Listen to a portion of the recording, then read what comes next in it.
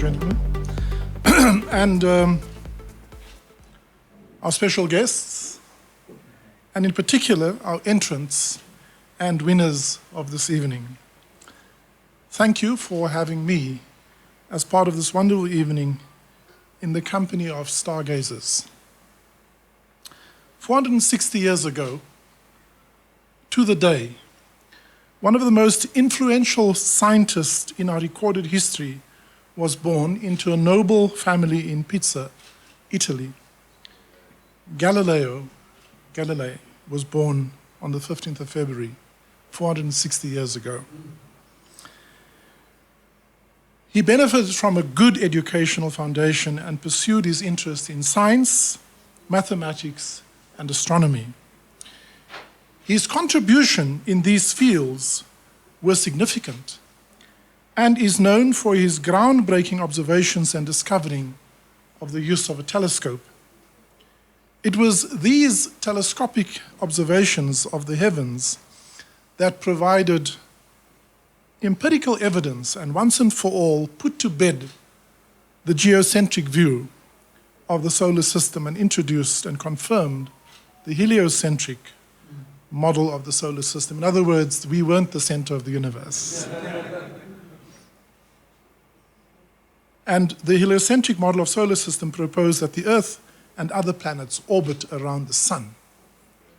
We still say the sun rises and the sun sets, but we know that that's not true. The sun is fairly constant. Galileo also made important contributions to the development of physics, particularly in the areas of motion, mechanics, and the study of the properties of materials. His investigations and experiments laid the groundwork for modern scientific method and had a profound impact on subsequent scientific advancements. I will return to some of the lessons we can take from the life and works of Galileo shortly, but for now say that it is noteworthy that this evening's prestigious tt100 awards takes place on such an auspicious anniversary under the theme, Living at the Edge, mainly around the nighttime skies. Nighttime skies have always intrigued us and our predecessors as insignificant earth dwellers from the earliest Homo erectus through to Homo sapiens. The sky was vast and without form. It presented initially without any apparent known properties and no clear physical boundaries. The sky was an important source of intrigue. Our ancestors, before the advance of astronomy, would have looked into the sky and, depending on their cultural, historical, or religious perspectives, would tell mythical stories about what happened up there and who lived up there. They would associate the stars and other celestial bodies with various deities and other forms of supernatural and metaphysical forms of existence. The Greeks, Egyptians, and Mesopotamians learned to read the skies and used it to measure time, weather patterns, and figured out agricultural cycles, to name a few. During the day, everything was visible and navigation was possible, whilst at night the skies became this mystical and magical tapestry of lights, colors, and sounds. As an aside, when I grew up, we were too poor to have a watch or a radio in our home. So my father was quite good at looking at the sky and telling us the time. When we would ask him, Dad, what is the time? He would look out and he will tell us, it is about 6:30. And we would all have to wake up and go to school. And we learned this from the Greeks, Egyptians, and Mesopotamians. They would have looked at the sky with a sense of awe, wonder, and curiosity. It would have been an essential reference for them to manage their natural survival, but also instilled in them a sense of their spiritual significance. We should never lose the sense of awe, wonder, and curiosity of our forefathers when we look into the skies. What happens exactly at the edge? In fact, where exactly is the edge? And what would happen when you get there? What exactly is beyond the edge? The exact nature of the edge of the universe is as yet unknown.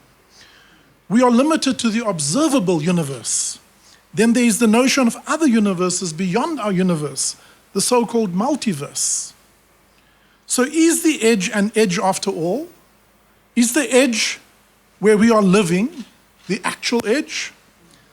These are complex questions of science that drives progress. Those who seek to inquire through science about this. Turning therefore to this evening's awards, we recognize those companies and individuals who continue to push the envelope, expand their horizon, risk to go where others have feared to go.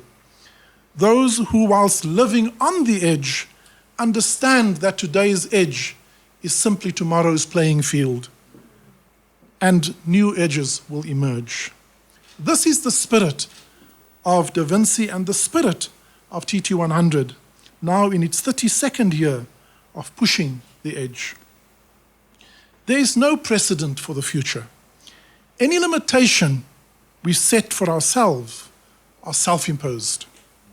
Some of the most significant and exciting technological trends of 2024 include the advancement in artificial intelligence, machine learning, the widespread adoption of 5G, and already we're talking about 6G technology, the continued development of quantum computing, the increase of virtual and augmented reality in various industries, the expansion of the Internet of Things, smart home devices, innovations in renewable energy and sustainability, and the list is itself infinite and growing.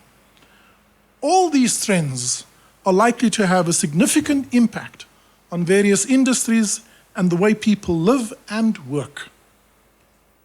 Allow me now, however, to dampen this excitement just a little bit by raising two matters that moderates my own excitement about the future. One is a voice of caution, and the other is a deep sadness for our own South African situation in South Africa. Let me turn to the caution first. I'm concerned that we do not yet fully understand the unintended consequences of where artificial intelligence may take us. It is abundantly evident already now that our technological capability has far outstripped our ethical and wisdom faculties. So we know increasingly how to conquer the universe and where the next frontier may emerge, but we don't know yet whether it is good and whether our conquests and discoveries are necessarily going to add value to our life. What we don't know is where these conquests will necessarily take us and what the ultimate price to us will be. Ray Kurzweil talks about the concept of singularity. So a little science lesson. In science, as it is the point where the existing laws of physics as we know it breaks down completely, makes no more sense. It is a point where density becomes infinite and volume becomes zero. Hard to even conceive. Ray Kurzweil says it is also the point, and he predicts it to be around about 2050, which is around the corner. And this is because of exponential increase of technological progress. He refers to this as the point where technology and biology will merge indivisibly. In other words, you will not be able to distinguish between biology and technology. So while we now have handheld devices, we move towards wearables, towards implantables, and soon we will not know if it's a robot speaking like a human being or a human being behaving like a robot. I take the caution of thinkers like Jeremy Rifkin and Yuval Harari serious when they say that human beings for the first time have the technological capability to disrupt and trigger their own distinction before the end of the century. I take that caution seriously. These cautions do not oppose the disruptive innovation, They merely instill, or should instill within us, a sense of humility. I guess similar to the insignificance that the first human dwellers would have felt when they looked up into the vastness of the sky with a sense of curiosity and desire to conquer it, but simultaneously with a sense of awe and wonder at its insignificant significance and how inexplicable it is in its mythical and magical possibilities. So that's my caution. The second is my sadness. I'm saddened as an educator myself if I turn for a moment to the limitations of our own current schooling system, where we declare a matric pass as victory, where the bar for victory has been set so low that most of these poor young people enter the world of work irrelevant, unemployable, and with limited possibility to enter into future tertiary and further education. So why do we declare matric pass as the gold standard for 12 years of schooling or education? It is beyond me why we would do that. We are condemning the next generation of young people to a life of poverty and suffering, inequality, which rests on us. It is our generation on whose conscience this must rest. The key question is whether we have inculcated both the skill as well as the culture of lifelong learning. Have we prepared future generations of South Africans for workplace relevance in the 21st century? How many see a matric pass as a destination as opposed to a threshold into the future? Sadly, many of our matriculants are underprepared. Many have reached their edge. We must change that if we wish to deliver on the promise of our beautiful Constitution. As I conclude, from Galileo we learn valuable insights applicable to this emerging world. Firstly, his advocacy for empirical observation and evidence-based reasoning, rather than some philosophical, ideological rhetoric about how we think of the world. His ability to challenge convention, challenge the thinking of the paradigm, and very often he was referred to as someone being crazy, as many frontier thinkers are. His willingness to challenge the established beliefs played a pivotal role in the emergence of the scientific revolution. His work and his ideas continue to inspire and influence scientists and thinkers up to today, and will continue to do so into the future. The Da Vinci Institute and tt100 Awards dreams of such a bewildering and remarkable world, and seek to be a catalyst in a small way towards fulfilling such a world. Guillaume Apollinaire, a French poet, writer, and art critic born in 1880, writes the following, as I conclude. "Come to the edge," he said. "We can't. We're afraid," they responded. "Come to the edge," he said. "We can't. We will fall," they responded. "Come to the edge," he said. And so they came, and he pushed them, and they flew. We salute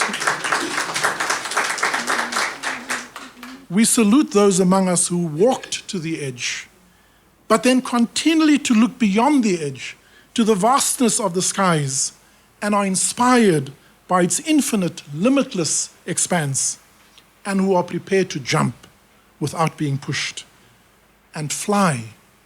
The future belongs to you. Thank you.